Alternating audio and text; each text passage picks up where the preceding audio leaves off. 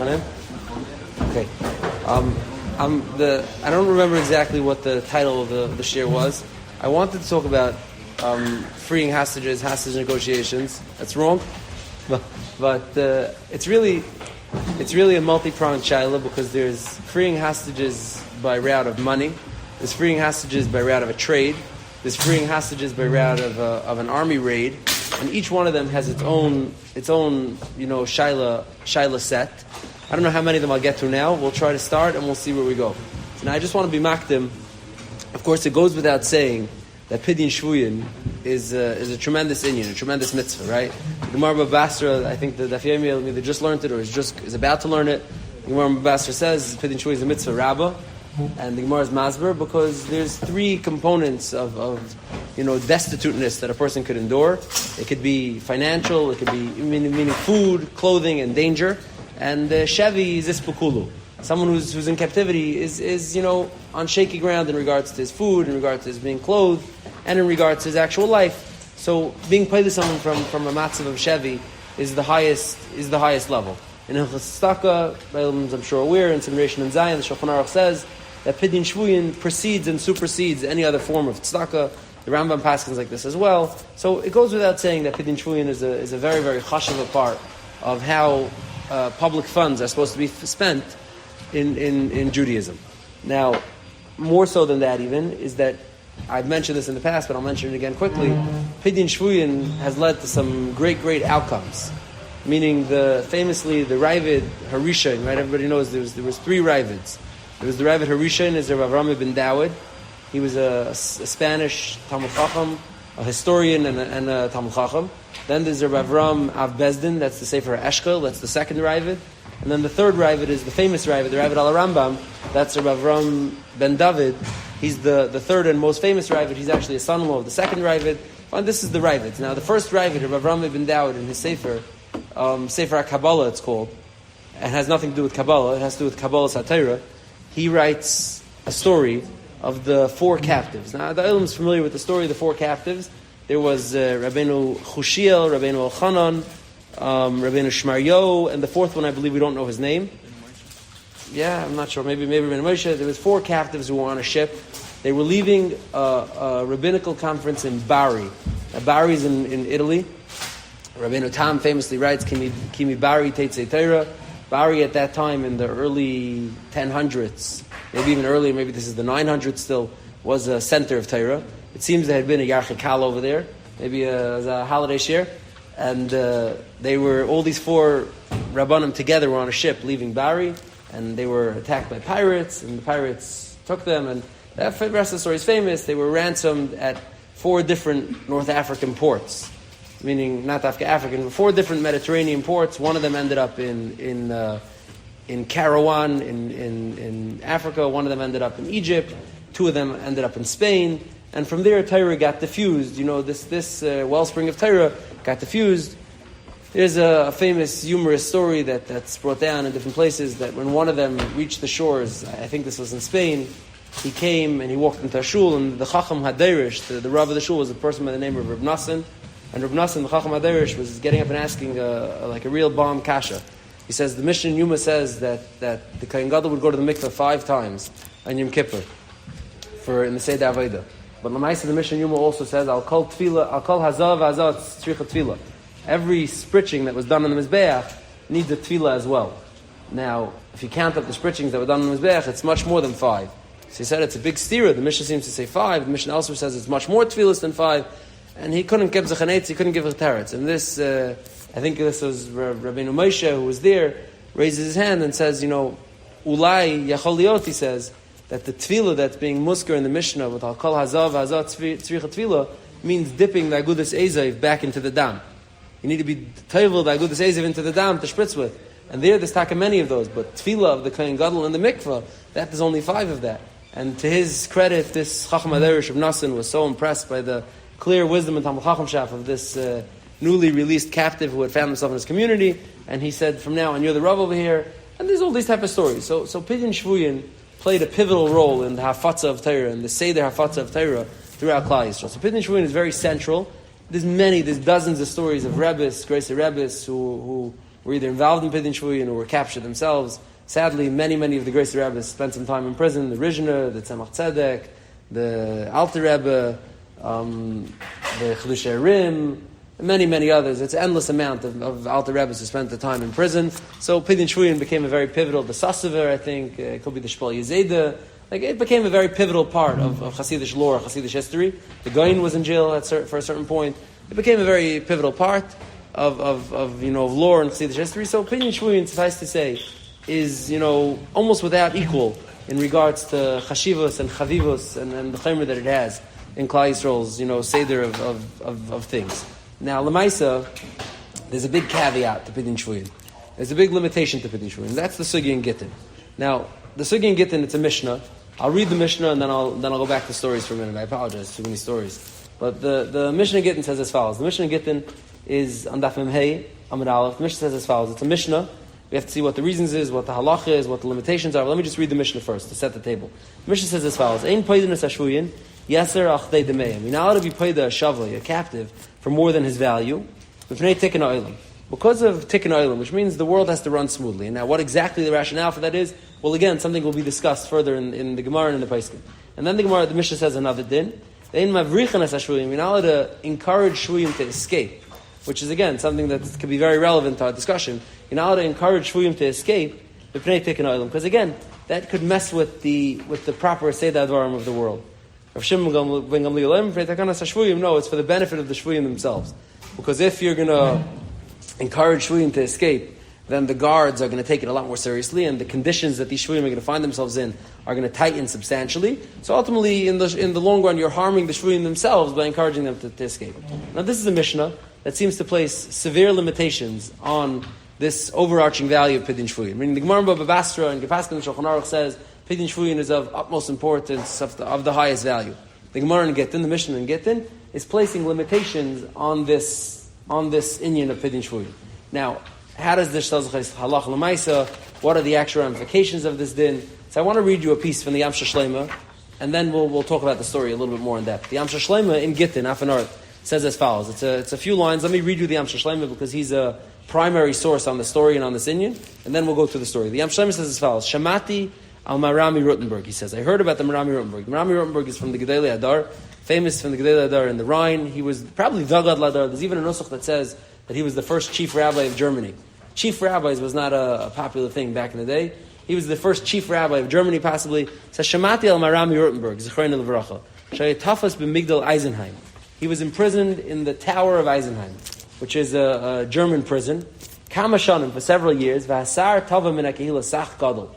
The king, who we know from other sources was King Rudolf IX, I believe, a German ruler, Rudolf IX, was teveya from the kehila sach gadol, which we know from other sources was 20,000 Reichstaler, which was an exorbitant amount of money. I don't know exactly what a Reichstaler is worth, but from the way the Poskim were discussing it in the time, it was an exorbitant amount of money. The Kehillah very badly wanted to be paid their Gadol Hadar, their Rebbe from prison. The Maram himself, the Gadol Hadar, did not allow it. He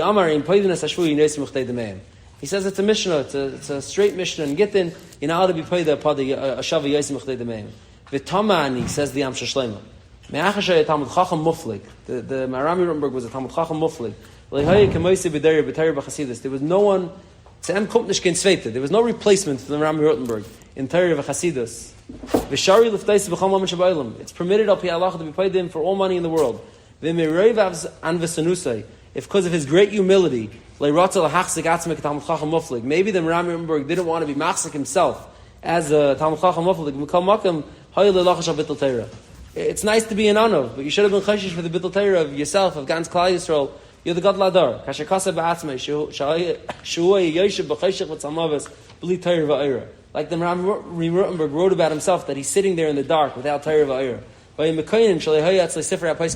Ram Rutenberg, and this is a tshuva in Nagais Mamina, I'll share some of these sources, wrote about himself, Chzitzta, Ankin Svarim, in the dark, the Migdal Eisenheim, I can't learn, I don't know anything. So he should have been chashish that he had to get out. This is the Yam Shlema who has a penchant for harsh writing. Is writing about the Rami Rutenberg, a Gadol Hadar from 300 years before him, saying, I don't understand how he could have subjected himself to this. I don't understand how he could have paskin like this. It's unacceptable. He should have allowed them to be paid himself. Fine.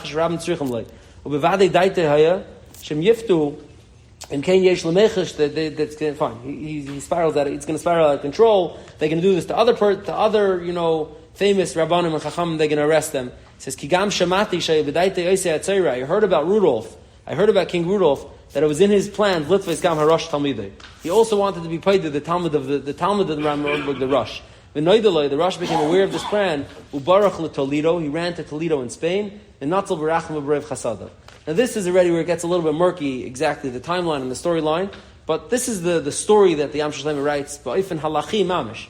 Am Shalem is writing this in a halacha piece on the Mishnah at Gittin, where he's strongly questioning the Merami Rotenberg's halachic rationale to allow himself to remain imprisoned in Eisenheim. So now let's just back it up. Let's talk about the story, the Tkufa, and we'll see what the clock lets us get to in regards to the Psak. So as follows: the Merami Rotenberg lived in Germany in the Rhine, which is the Rhine River Valley in Germany in the 1200s. The Merami Rotenberg, I'm going to guess, was born probably Pachas at 1225. Let's say he dies in 1293. I'm going to assume that's more or less his years. I could be off by a little. Don't hold me to it. Now, 7 years before his death, in 1280, 84, maybe 85, 1285, let's say, the Merami Rotenberg, because the persecution was intensifying, because it was inhospitable to live in the Rhine anymore, and Jews had started making migrations and escaping Germany, the Merami Rotenberg decides to escape with his entire family and move probably to Spain, would have been his intention to move. And Merami Rotenberg was an older person, a known person, a Reish Mishpacha. He gathered his family together and he said, let's go, we're going to go to Spain. And he makes the trek in the dark of night and he escapes Germany and he arrives in Lombardy, Italy, is where he arrives to. He makes it out of Germany. He arrives to Lombardy, Italy. And in Lombardy, because he was traveling in like small groups, meaning so as not to attract attention, his daughters were in one wagon, his sons were here, his son-in-law was, meaning it was just to diffuse the attention. And Merami Rotenberg, his family, and probably his Talmidim were traveling in various different pocket groups, and they had made up that when they reached Lombardy, which was out of the danger zone, they will regroup, and from there they'll travel caravan style to Italy to their final destination. And Merami Rotenberg successfully escapes Germany and makes it to Lombardy, Italy. Once he's there, he's waiting for his family to regroup and to join him, and sadly, a Meiser, a Jewish apostate, a Meshumid, who lived in Lombardy, recognized the Merami Rotenberg, who must have been disguised to some level. He must have been dressed up to some level. This Meshumid recognized the Merami Rotenberg and turned him in to the local magistrate in Lombardy, who had some sort of primitive expatriation, extradition treaty with Rudolf IX of Germany, and the Merami Rotenberg is extradited back to Germany to the auspices of Rudolf, and he's imprisoned in Germany. That's why you'll find in some of the different tshuvas, and the reason why I say this is because the Meram was the Gad Ladar, literally the Gad Ladar. His Talmidim are the Rosh, the Agoyis Maimoni, the Sefer Shumis, the Tashbitz, many famous Gedolei Ashkenaz are his Talmidim, and from them, Talmidei Talmidah, the Meram is the Gad Ladar. And in a lot of these different shuvas, Lamashal, the Sefer Tashbitz, or the Sefer Aparnis, or the Hagoyis Maimoni, or even the Merami Rotenberg's own Pirush on Aulis, the Merami Rotenberg has a Pirush on Tyrus that he wrote. A lot of it was comprised while he was in prison. You'll see that he was imprisoned in many different locations and under many different terms. Meaning it seems that originally when he was arrested in Lombardy, was very harsh. He was a felon running from the law, he was in prison.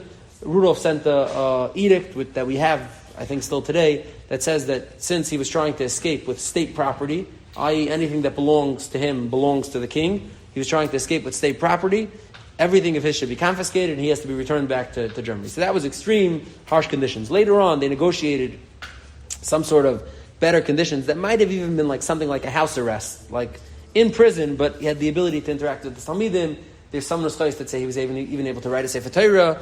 So the conditions of his imprisonment vary over the 7 years, and he was imprisoned in Mannheim and Eisenheim and different prisons, towers.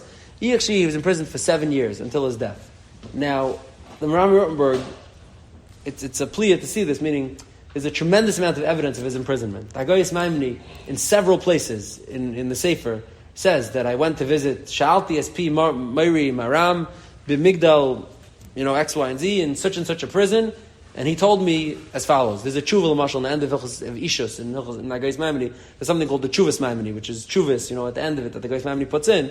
In the Hagayis Mamini, in the end of Nashim, puts in Chuvas and Zishus, and in there he has a Chuva from the Rami Rottenberg about Shaila that's Negeya, and the Rami Rottenberg writes that nearly the psak should be like this, but I'm telling you now, I'm sitting here in prison, I don't have any of the Tosfos in, and I don't have any of my Svarim with me, Be'im Sheyiyah, that I'm being chaylik on what the Balei Tosfos held, so batla daiti, and do what the minig of Balei Tosfos is. For example, there's other chuvas like this. The Hagayis Maimoni, the Sefer HaTrumas quotes him. The Tashbitz in a mark of the times. The Tashbitz is referred to, just for lack of confusion. The Tashbitz is referred to as Tashbitz Katan, because the Tashbitz, Reb Shimshon ben Tzemach Doran, a Sfardi, wrote a much longer Sefer Tashbitz, and that became the primary Tashbitz. That's a 6-volume Chuvah Sefer. The Tashbitz Katan, which is the Rami Rottenberg's, Psakim, is a thin Sefer like this. When it was printed, it was probably 60 pages. Today, it's slightly expanded because it has a little bit of, footwork and legwork done. A little Sefer. Tashbitz Katan, in a mark of what the times must look like, writes that Kibalti Mimari Maram, which is the Rami Rottenberg who was sitting in prison at the time he was telling this, that Berega Adam Goimer B'daitoi, the minute a person in his mind is going that he's going to die al kiddush Hashem, he's not margish any pain anymore. Now that just tells you what we're talking about, the type of people we're talking about, the time we're talking about. This is the rega that he's going the nefesh is not going to feel any pain anymore. Now, just as a sad postscript, the Mordechai, who's also a Talmud of the Rami Rottenberg, the famous Mordechai in the back of the Gemara, who's also a Talmud of the Rami Rottenberg, and the Sefer HaTrumas, the Hagayis Maimoni. The Hagayis Maimoni and the Mordechai are brother-in-laws. Talmidim of the Rami Rottenberg and brother-in-laws.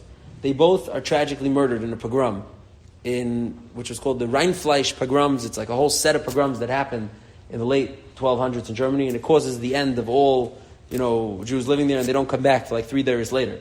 But both of them are murdered al Kiddush Hashem, literally 5 years after the Rami Rottenberg was in prison. To tell you, 5 years after his death, meaning the time was a shrekelcha time in Germany. His 2 greatest Talmidim who visited him and wrote his psakim from prison were murdered al Kiddush Hashem. I think if you read the Mordechai was killed, him and his 5 daughters, his wife and his 5 daughters all together, while he was in the middle of editing his Svarim. The Hagayis Maimoni, I think, was younger than him. He had 1 daughter and a wife. Entire families killed, wiped out, in the middle of writing this Svarim. A terribly tragic time in Jewish history. Now this is the time that the Rosh and the Mordechai and the Rami Rottenberg are living in that fueled this psak of it's better to stay in prison and not come out. Now, this is like probably a less true part of the story, but an important part of the story anyhow. So I'll share it. But Rami Rottenberg was in prison for 7 years until he died. When he died, they tried to get him to be buried in the Kever Yisrael. Like today, there are some hostages who are dead, who are just waiting for a Kever Yisrael. The king, Rudolf, said that until he gets his original exorbitant sum, there's no coming out. And then Rami Rottenberg's body was buried in prison and stayed there for, depending on the nusach you go with, for 12 years, for 14 years, for a very long time. It was buried in prison. During that time, keep in mind, the entire German Kehillah was destroyed. Most Jews left Germany. There was not much left. Rottenberg was on an island in prison, buried alone. There was a Jew by the name of Rabbi Alexander Ziskin Wimpin. He was from Worms. He's famous not because he was a gvir, not because of his life. He's famous because of what he did now. And that is, he came to the king, I don't even know if it was Rudolf anymore, and he offered to pay this exorbitant sum, which must have been his entire fortune at the time, and he paid to free the Rami Rottenberg, and on condition that the Kehillah was masking that he'll be buried side by side with the Rami Rottenberg. And legend has it, in this part, this is where it morphs into legend, that's all true. And he is buried in Worms, together with Rami Rottenberg. The kever, I think, still exists. It's a dual tombstone that has the Maram and Alexander Ziskin Wimpin on the other side. The legend part is that a day or two later, Alexander Ziskin was nifter. He freed Rami Rottenberg, he buried him, and he died right away after. And the Olam was, you see the Ram's psak still holds. The Ram says he shouldn't be freed from prison, you see the psak still holds. You violate the psak, look what happens. And legend has it that Alexander Wimpin came in a dream to a friend of his, and he says, no, that's mamash not what happened. The fakir. And Rami Rottenberg was very appreciative that I finally was paid him from prison. And here's the story, he says. The night after I was paid to the Rami Rottenberg, I get a dream. And it was clear to me this is the Rami Rottenberg. Maybe it's possible Alexander Wimpin even knew what the Rami Rottenberg looked like. Maybe even remembered him. He says the Rami Rottenberg comes to me in a dream and he says, Yashikayach for being paid to me. I was stuck here. It was time to go to Kever Yisrael. Yashikayach for being paid to me. I'm going to offer you as follows, he says. As a reward, you could either get nachla b'li mitzarim, I'll make you rich beyond your wildest dreams, you, your children, your grandchildren, l'deri deris, they'll be wealthy forever. Or he says you could come, imi b'mchitzasi, you could come to Gan Eden with me. You freed me, you deserve it, you could come to Gan Eden with me. And he says, of course, so I mulled about it for a second, of course I chose, but I'm going to waste it on money for my eniklach. Yeah, I want to go imi b'mchitzasi. But the Ram says, but there's a catch. Right now you did something that's, I could take you. I could slip you under the gate right now.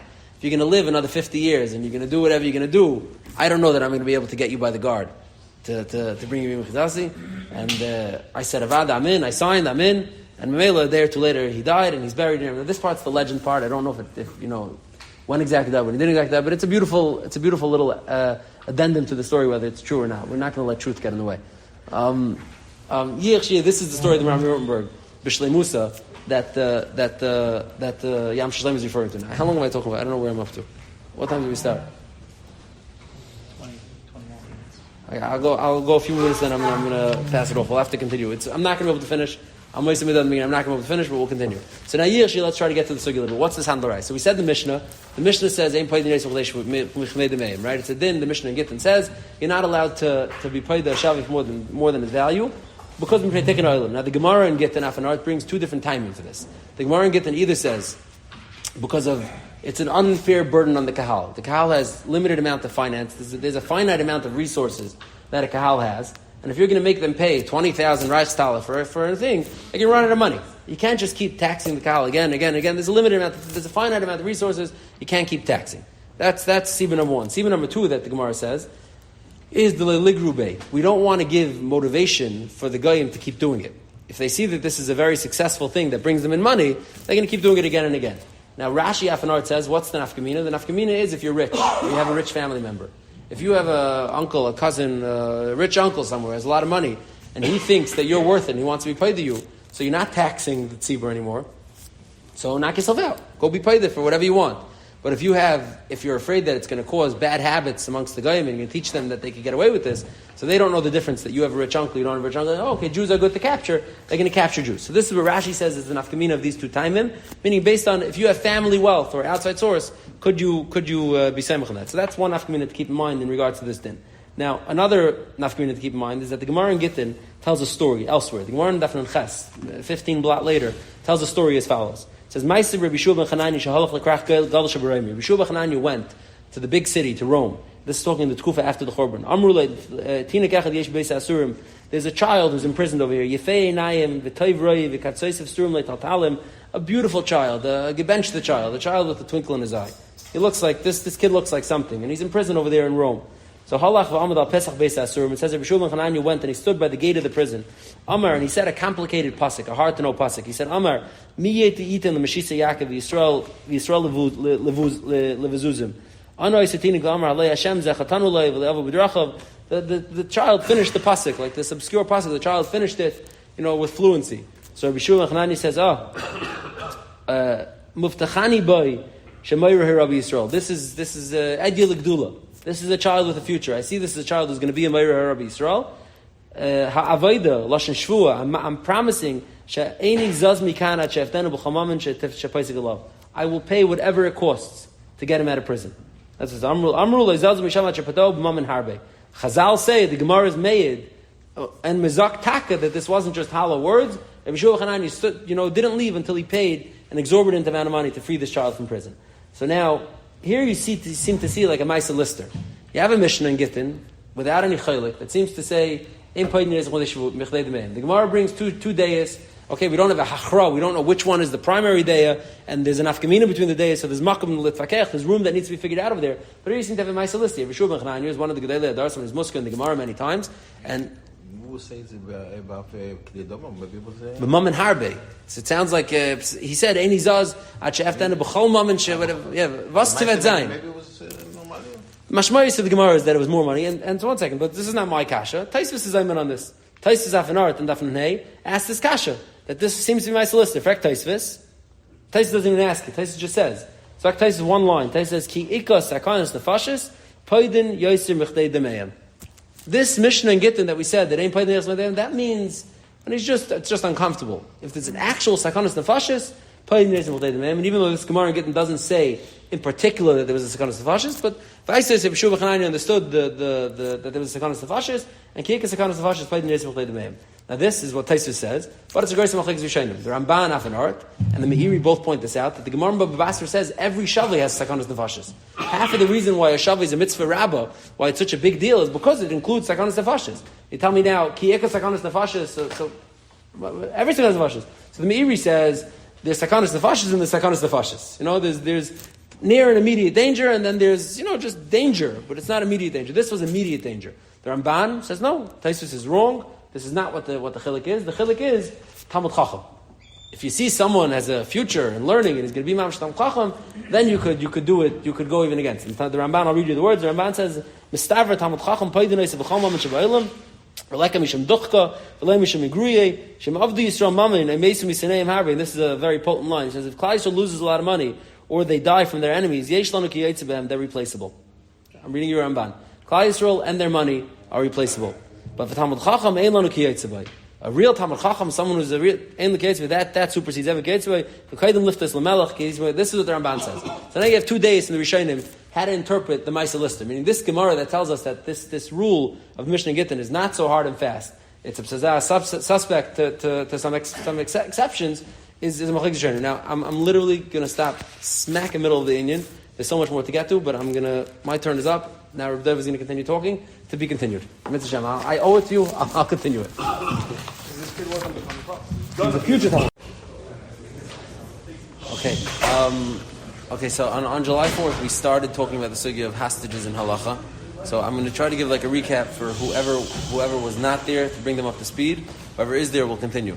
I just want to start. Then on July 4th, we spoke about the story of the Maram Rothenberg. We spoke about, historical episodes of hostage taking and the halachas that were brought out from those sugyas. Now I just want to tell a story that happened not too long ago. In 1970, there was a terrorist group called the PLFP. Everyone's heard of it, the Popular Front for Palestinian Liberation, founded by a very chashuv young man named George Habash. He was like, a competitor with Yasser Arafat for like the soul of the Palestinian people. And in the 70s, before TSA and all this airport security was a thing, him and his Hasidim hijacked a bunch of planes. And in 1970, they hijacked 4 different planes and brought them to Dawson's Field, which was like a World War II airfield that was left over outside Amman, Jordan. They brought 4 planes there with hundreds of hostages. And the reason why this was like a Bakanta story and a famous story is because on that plane, one of the planes, TWA Flight 471, I think, that was flying from Berlin, had on it Rav Hutner, his wife, his daughter Rebbetzin David, and her husband, and more. One second, Rabbi Yosef Harari Raful from Ateret Torah was there with his wife, 2 of his sons, Boston, his wife. There was a big cadre of very, very Haredi from well-known Bakant mention who were on that plane. Now they ended up in Dawson's Field right outside Amman, Jordan, where the terrorists started going through everybody's papers, seeing who's who, what's what. I'm sorry, Reb Yankel Drillman was on the plane. Reb Meir Fund was on the plane, and other Rav Flappers. A lot of from people were on this plane. I think there was 2 children who were flying like unaccompanied minors, flying on the flight. One of them had an Israeli passport, a little girl. Reb Yankel Drillman, I believe he says it's over. He ate her passport because he thought that if they would see an Israeli passport, it would be dangerous. And Taka people, they found like Israeli Hebrew documents on them. They were much more severe to. He ate her passport. So, he soaked it in water and he ate it. It's water, papers is edible in a pinch. Anyhow, so this was the group that ended up on Dawson's Field in the 1970s. They ended up ultimately being there for, I think, almost a month. The terrorists split them into different groups. Reb Hutner, who had like a contract in his pocket he was in the middle of buying an apartment in Yerushalayim at the time. He had like a contract for buying an apartment. They were very upset at him. They separated him. They wanted to shave his beard. Ultimately, they let him keep it. But they were separated in different groups. Now, the question arose as follows. Rav Hutner had some wealthy Talmidim at the time, some very wealthy Talmidim, and they reached out to the State Department that they'll put together, X amount of millions of dollars, or hundreds of thousands of dollars, whatever the crazy sum that would make a difference at that point was, and they'll free Rav Hutner from captivity. They'll buy his freedom. he was like with the last group that was kept there. Now, ultimately, the shaila ended up being a moot point because the State Department said that they're not negotiating financial deals with terrorists, and the State Department didn't allow the buyback of Hutner. So ultimately, they had to release some terrorists, some Swedish prisoners who were imprisoned in Sweden, and some in other places, and it took like 6 weeks until all these hostages were released. But when this shaila was discussed, I think it was even brought to the Me'etzes, because there is different whispers of what the Nidin was back and forth. And the Nidin was about if he's a Talmud Chacham, we spoke about this last time, and I'll go into it again. If he's Talmud Chacham, that could be an exception, and etc. And ultimately, Rabbi Yaakov Kamenetsky, it seems, was against it. Surprisingly, Rabbi Yaakov Kamenetsky in the meeting came out against collecting money, putting together money to free Hutner. And his rationale was that, and this is very pertinent to today, actually, his rationale was, we're in the middle of a war. Meaning, the Jews and these terrorists are in the middle of a war, and by putting money in your enemy's hand, ultimately contributing to your enemy doing more and more damage, you're paying for the next 20 terrorist attacks, or whatever it's going to cost to finance the next round of terror. So you're paying for the next round of terror, that you're not allowed to do. That was Rabbi Yaakov's position. Now, ultimately, it didn't end up being relevant because the State Department didn't allow it. Now, so let's just recap what the shmuz would be and get ultimately to Rabbi Yaakov's point. So we mentioned last week that there's a Mishnah in Gittin that says, Mishnah Gittin, Daf Mem Hey, says there's a din, you're not allowed to save captives for more than they're worth. The Gemara brings two different reasons for this din. One reason is because of the oil at Tzibur. It's going to be if everything's going to be that expensive, the Tzibur's resources are finite, and you're going to tax the Tzibur to a standard that they can't deal with. And the second rationale that the Gemara says is we don't want the terrorists or the kidnappers to receive the motivation to do more of this. Meaning, if you reward them, you give them a lot of payment when they capture someone, you reward them for this bad behavior, they're going to want to do more of it. And based on these two rationales is why the Gemara says it's us. So now the Gemara is not machriya between these two tzadim. The Gemara doesn't say which one of these is the actual reason. And because of this, the Rosh and the Rif say lahedya, that the Gemara is not machriya. And therefore you have to be machmer like both tzadim. Meaning, even though there can be nafkaminas in these two different reasons, you have to be machmer like both tzadim because the Gemara was not machriya.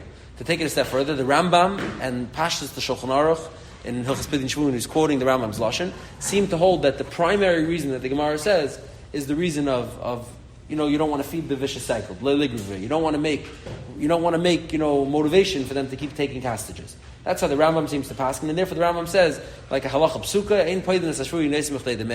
you're not allowed to redeem captives for more than they're worth. We don't want the captive industry to pick up steam. We don't want this kidnapping industry to pick up steam, so therefore you're not allowed to. And this is something that's badik u'menosa. You can see many old chuvas. Back in the day, there was a group of people called the Tartars. The Tartars, they lived like in the furthest reaches of Russia. Like they bordered with Poland and Germany, and they had, like over a period of 40 years, I think they did 75 captive hostage raids.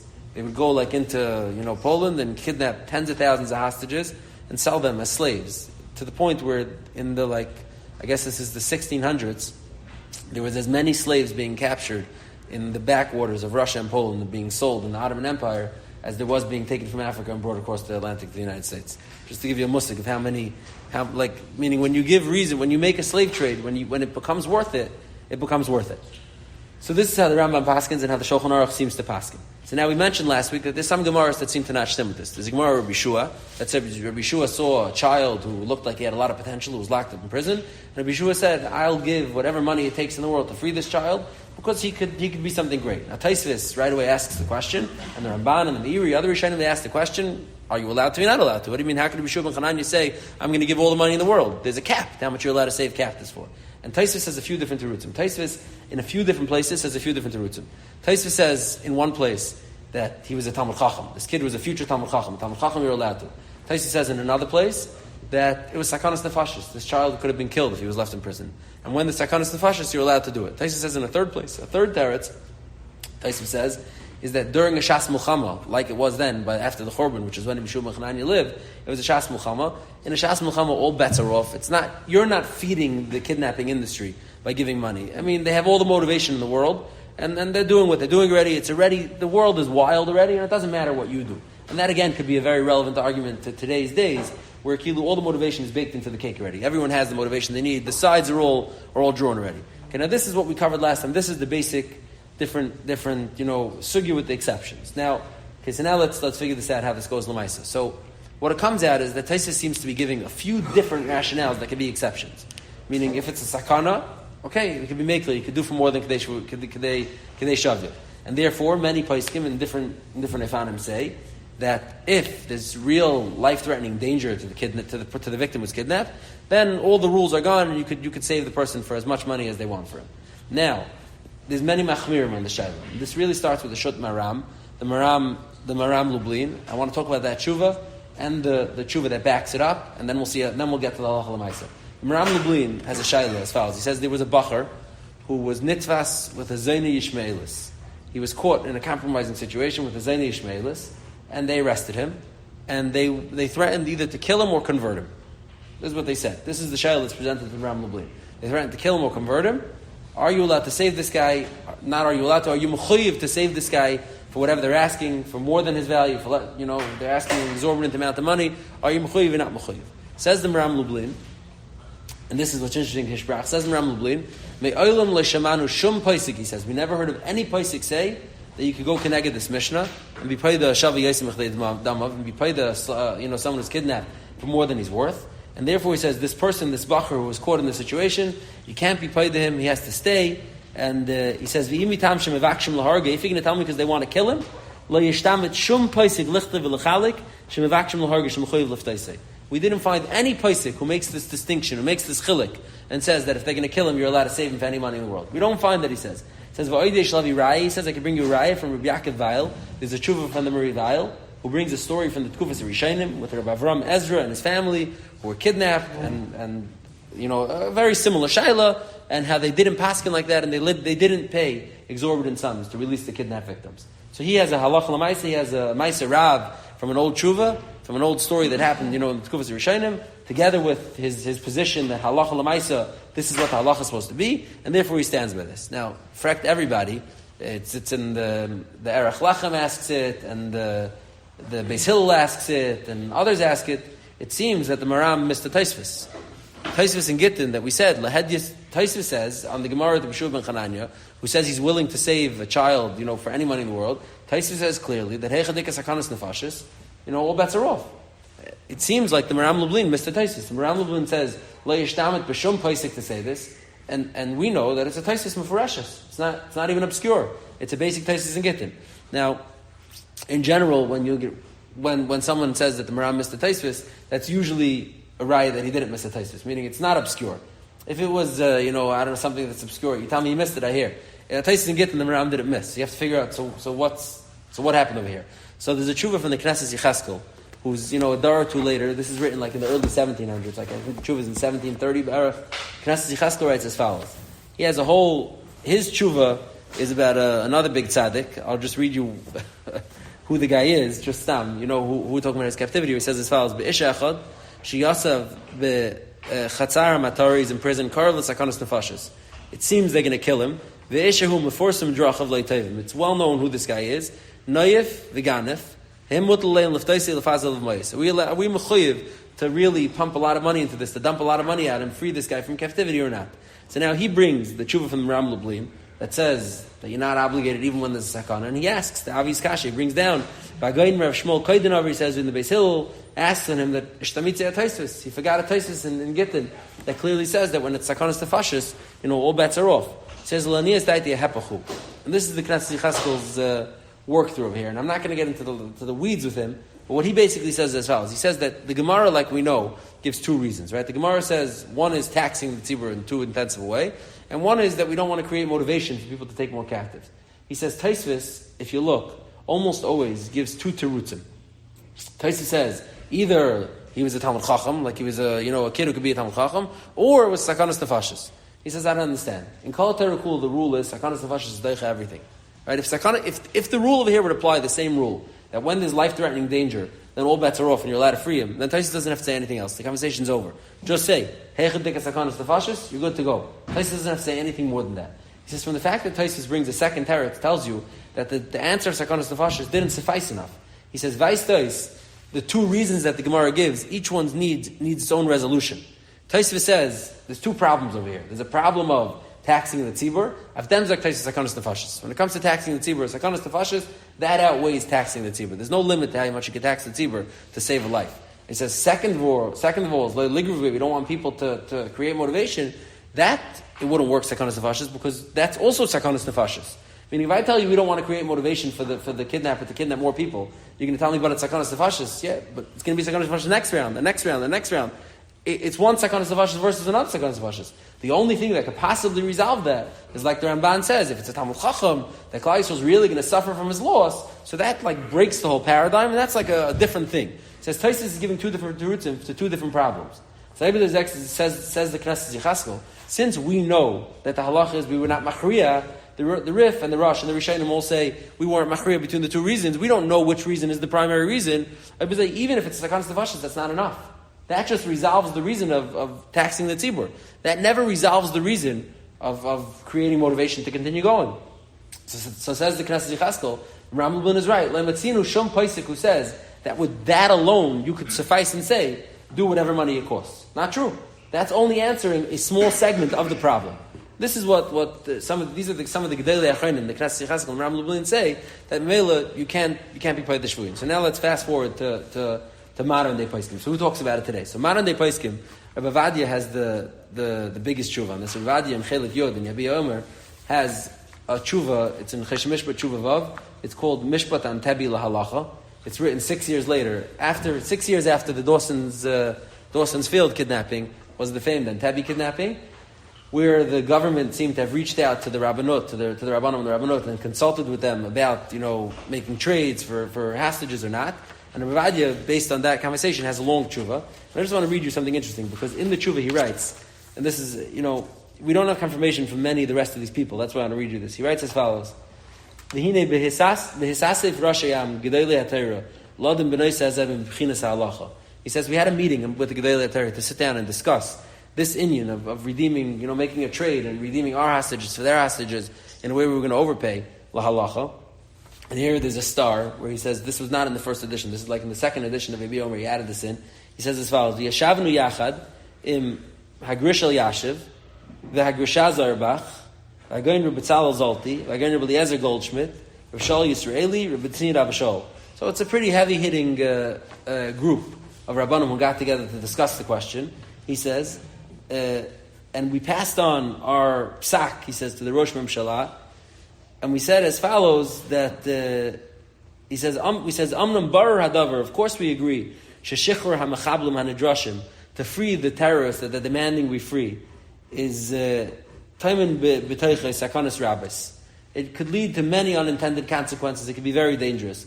And this is written when they didn't really understand how dangerous yet. I mean, today this equation keeps getting more and more understood, meaning how dangerous it is to release terrorists for hostages. Now, he says, we understand that it could lead to some sakanas.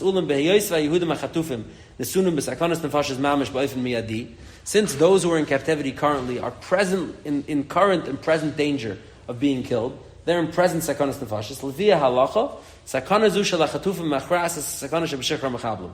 The sakana, the present danger of the people who are in captivity outweighs the potential future danger of the people who are going to be impacted by freeing some terrorists to get these people out. And therefore he says you could do, the government, this is what the Rabbanim was saying, the government could do whatever is needed and is necessary to free these hostages. Find a little tefillah at the end that HaKadosh Baruch Hu should help us that we shouldn't find ourselves in this situation. So Rabbi Vadia is bringing, and this is something that some of these other, Rabbi Yashav, the Mashal, I'll show you elsewhere, it's brought down that he held like this. The Stipler is brought down elsewhere that he held like this, but some of the people on this list never spoke about this or wrote about this again. Rabbi Vadia is saying that in a meeting where he sat with these Gedolim, this was the hachra that they sent, seemingly not like the Knesset Yichaskel and not like the Meram Lublin, and saying that even though it's Yosem Uchtei Demeim, trading one person for 100 terrorists is certainly more than the value of one person. Meaning the dollar value, however, there's many places to handle it, we're not going to go into that now, but how exactly to ascertain what the dollar value of a person is. But certainly trading 100 terrorists supersedes that value, and still these Gedolei Poskim seem to have felt that Heyois, one is a Vadei Sakana, and one is only a potential future sakana. We say the rule of sakanas nefashis deicha everything, and we save them. Now, what's the rationale for this? Rabbi Vadi's tshuva is long. It's a long arichas tshuva where he holds that the Ram Lublin is not the halacha. He's chaylik. He brings many other Svardish Paiskim who are chaylik in the Ram Lublin and shows much precedent in history that the Welt didn't paskin like the Ram Lublin. Meaning the Welt always nam done that if it's sakana, you throw everything at the wall. You do everything you can. So he brings a lot of rights that we don't hold like the Ram Lublin. Rabbi Yashiv, interestingly enough, in brought down elsewhere, his son-in-law Rabbi Silverstein brings it down somewhere else. He says as follows. He says, "Hayos, this is a shayla that was never. There's not a psak to this question. This is a halacha she'ein psuka. The Gemara blibes, kilu tzarchi, on these two reasons. And the Ram Lublin, Al Kapanim, the way the Knesset Yecheskel explains him, is really just saying, Hayos, we don't know which reason to go with. You have to be machmer like both. Says Rabbi Yashiv, that's being machmer like both is something you say when there's no sakanas nefashos on the table. Being machmer like both is when you're mesupik, Yosef it's going to cost you money, but there's no danger on the table. It's Shiloh spending a lot of money, so we say be machmer like both rationales. But when it's sakanas nefashos and someone's going to be in danger, he says then ukmi dina, like on the main din, the algemeine din of kol terakula, that sakanas nefashos is deich everything. That's Rabbi Yashiv felt. So Rabbi Yashiv and Rabbi Vadia and possibly Shom Zalman seem to have held that even though the Ram Lublin and the Knesset Yecheskel seem to say that the halacha is you don't save a hostage more than his value, that's not the halacha l'maaseh today. Now the Stipler in Orchos Rabbeinu, and this is interesting, the Stipler in Orchos Rabbeinu was asked about a government who was freeing a lot of hostages to get hostages out. And the person who was asking the Stipler, obviously, I'm not sure actually what his opinion is. He asked the Stipler what he holds about it, and the Stipler told him as follows. The Stipler says, l'maaseh, we don't have to be machmer on this and not free them. The halacha is you could free them, it's pikuach nefesh. A person could say, come dina, I hold like the shita, not like this, and he's allowed to do, we're allowed to free slaves. He says, but if you have a government that's not willing to make the trade, you can't get so upset at the government, he says. They have good solid ground to stand on. So the Stipler, seems, if you're asking him his opinion, he's saying like a Yashiv, like a Vadia, make the trade, whatever it is, you do the trade. But if a government doesn't want to, no, they also have a leg to stand on. Now, this shaila, it keeps coming up again and again. The Rav Weiss in the tshuva from 2 years ago has the shaila, and there's no 100% way that everyone's going to be comfortable with to rate the risks, on each side. Befrat, you're talking about governments. There's so many other rationales and cheshbainis and zachen, so it's very hard to know. How to down the risk of potential future damages versus the current damages. When is it too much? When is it overwhelming? When is it really present sakanas nefashos right now on both sides? So it's very hard. But upon him, these gedolei poskim in a shayla in the 1970s seem to have done this way. Now I want to just end off with one more nakuda, and maybe this is something that I could talk about more in detail a different time. And this is just we're handling over here really the question of collective sakanas nefashos versus individual sakanas nefashos. Meaning you have a person who's, let's say, a hostage, who finds himself under imminent threat of death, right?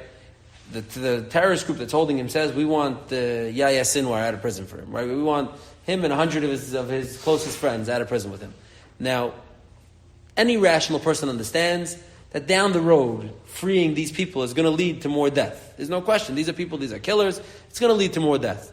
Navas, what is it? It's a question. It's a question of one person's current, present, 100% danger. Right now, he faces 100% danger. If he stays there, he will be killed. Versus a suffix of the tzibur later on, meaning there'll be some, negative consequence down the line, but it's not going to be any specific person. It's not going to be 100%. It's going to be some sort of undefined consequence down the line. And how do you rate, one person's specific, very quantifiable danger versus future danger for the tzibur? Now, this is Yerushalmi that's relevant on the sugya, and this has many applications. And those are some of the things we could go into maybe in the future. Lamashal, organ transplants, or there's a lot of hechatimtas where the shaila comes up. Well, I can talk about it in a second, but the Yerushalmi says as follows. I want to read you Yerushalmi. The Yerushalmi says like this. Tani. It's a Yerushalmi in the end of Trumas. It's a famous Yerushalmi. It's like the main sugya that handles this shaila, and there's a lot of different ways to go with it. The Yerushalmi says as follows. Tana. There was a group of people that were traveling on the way. A group of goyim confronted them and said, give us one of you and we're going to kill him. If you don't give us one of you as like a sacrificial lamb for us to kill, we're going to massacre the entire group over here. So here you have a case of one person's very present current danger versus potential threats for the rest of the group. So the Gemara says as follows: even if it's going to cause everybody to be killed, we don't give over anybody. But if If the Goyim said, we want Pliny, they came to the group and they said, give us Ruvain. Ruvain owes us something. Ruvain did something bad. We want Ruvain. Kigoyin Sheva ben Bechri, like Sheva ben Bechri, which is a story in Navi and Shmuel, in Shmuel Bey's Parak Chaf, the Shmuel tells a story that there was Sheva ben Bechri who was murdered in Malchus against David HaMelech. David HaMelech sent his army, his general Yoav, to go capture him. Yoav encircles the city where he's hiding, and he says, either give me Sheva ben Bechri or I'm going to break in here and it's going to cause, death and harm to the entire city. And the city decides, yeah, you're right, Sheva ben Bechri is a murdered Melech, he deserves to be killed. Have Sheva ben Bechri. Actually, I don't think they give him, sorry, they kill Sheva ben Bechri themselves and give him his head. Meaning here, your work is done, you have nothing to fight with us, and Yoav Taka recedes away. Yoav leaves. So says the Gemara Yerushalmi, Kagoyin Sheva ben Bechri, then Yimsu Roisem Val Yaregu. Then give over that person who's deserves to be killed, who needs to be killed, and don't have everybody else. Now here there's a machlekes in the Gemara how to understand this. Amr Rav Shimon ben Lakish. Rav Lakish says, "V'hu sheyechayev misa k'shev ben bechri." It has to be that the individual that they're singling out and saying, "Give us him," and we won't endanger the rest of you, is someone who's mechuyev misa on his own. He deserves to be killed. Then if they say, "Give us the guy who's already guilty, who deserves to be killed," we say, "No problem, give him up, but don't let everybody else become in danger." Rav Yochanan says, "Af bi she'ein chayev misa k'shev ben bechri." No, even if he has no pre-existing chayev misa. It's just that he's clearly the person who's endangering everybody, meaning he's innocent as the driven snow. He doesn't deserve to be killed. But it's his life versus everybody else's, you're allowed to sacrifice him. Now, I'm not going to go into the detail of how this sugya becomes in all the different contexts. Maybe we'll go into it in a different week. But Yirshi, this is a Gemara that really frames a lot of these same questions of collective danger versus personal danger. And you have to know how to integrate this into this whole shmooze. Maybe I'll leave this for a separate time. Maybe we'll go into this. All right, shkayach. You've just experienced another Torah class brought to you by TorahAnytime.com.